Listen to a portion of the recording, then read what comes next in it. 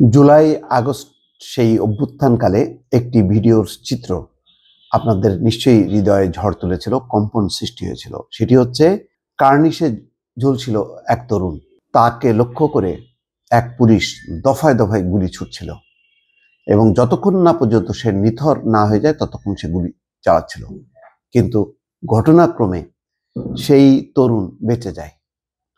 আর যেই তরুণকে যে পুলিশ গুলি চালাচ্ছিল সেই পুলিশকে গ্রেপ্তার করা হয়েছে।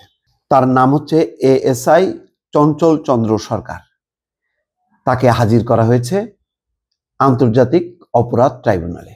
দর্শক, খবর হচ্ছে এই যে কার্নিশে ঝুলে থাকা তরুণকে গুলি করা সেই এএসআই কে নেওয়া হয়েছে ট্রাইব্যুনালে।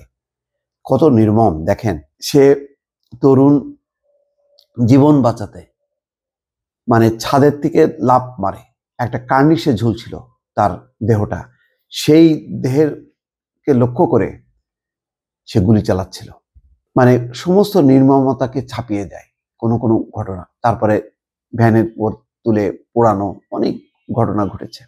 তার পাল্টা শোধও হয়েছে, পুলিশকে তার মাসুলও দিতে হয়েছে, এটাও সত্য।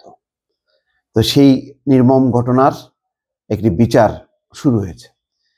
ছাত্র জনতার আন্দোলন চলাকালে রাজধানীর রামপুরায় একটি ভবনের ছাদের কার্নিশে ঝুলে থাকা তরুণকে গুলির ঘটনায় গ্রেপ্তার এএসআই চঞ্চল চন্দ্র সরকারকে আন্তর্জাতিক অপরাধ ট্রাইব্যুনালে হাজির করা হয়েছে। মঙ্গলবার সকালে আন্তর্জাতিক অপরাধ ট্রাইব্যুনালে তাকে হাজির করা হয়।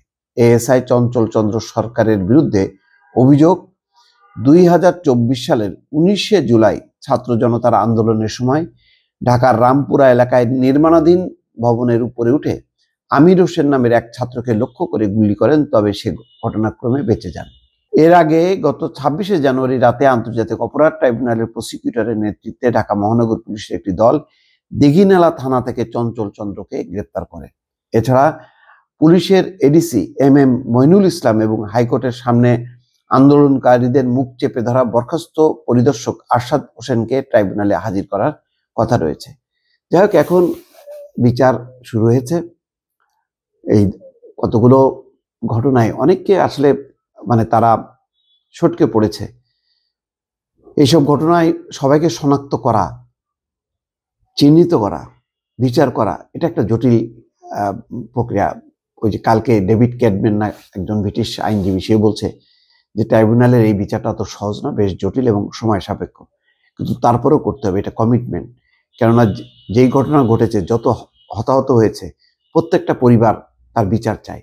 সেই বিচার কিন্তু একটা এই বর্তমান সরকার এবং আগামীতে যারা আসবে তাদের জন্য একটা বড় কমিটমেন্ট। এই বিচার করতেই হবে, এটাকে এড়ানোর কোনো উপায় নেই। দর্শক, ভালো থাকবেন, আল্লাহ হাফেজ।